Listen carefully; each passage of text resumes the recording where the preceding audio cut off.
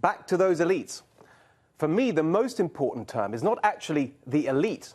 You can be part of the elite and still be on the side of the people. But elitism. Elitism is an ideology that prioritizes the interests of those at the top. And it's been the dominant ideology in American politics for the last few decades. A big part of elitism is globalism. The idea that we should put some vague notion of the global interest ahead of the national interest. Now, there was a story this week that is a perfect encapsulation of elitist globalist thinking. And I want to start with it tonight. It was reported that tech giant Google is working with the Chinese government to develop a search engine that implements the regime's censorship of information it doesn't like. This is part of Google's plan to get back into China after it pulled out in 2010 in protest at the Chinese government's hacking of Gmail. This story is very personal for me. The China part is personal because my parents are Hungarian. I know all about oppressive communist regimes, and believe me, that's what today's China is.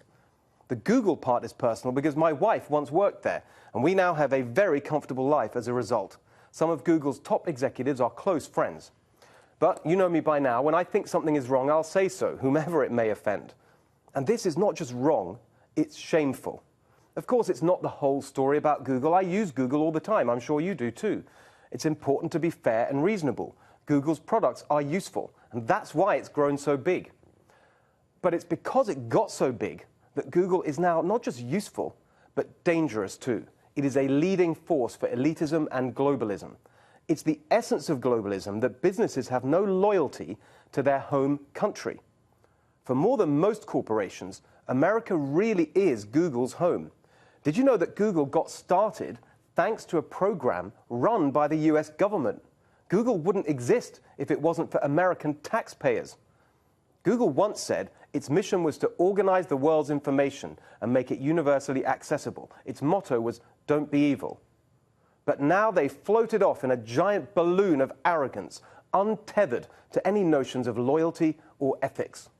Google is helping America's #1 enemy, the evil communist dictatorship in China, to oppress its own people through censorship. Literally the exact opposite of what Google once stood for. Remember, too, that Google has built an artificial intelligence center in Beijing. Even though the Chinese regime is openly saying it will use artificial intelligence to achieve military and economic dominance over America. On top of that, Google recently pulled out of helping our own Defense Department with artificial intelligence.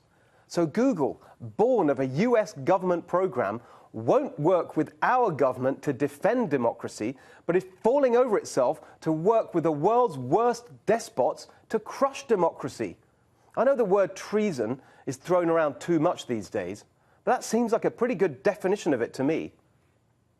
This is Google's CEO, Sundar Pichai, someone I know personally. And now I'm talking to you, Sundar, directly.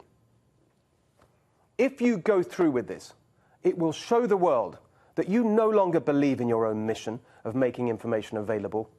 You just want to make more money available to you. It will expose all those sanctimonious, high-minded tweets and statements about human rights and standing up for values as pure BS. It will confirm that Google is driven by one thing: maximizing GCP, greed, control, power. Of course, you wouldn't come on this show to defend yourself, and I know why. Partly, you just refuse to be accountable. But there's a worse reason.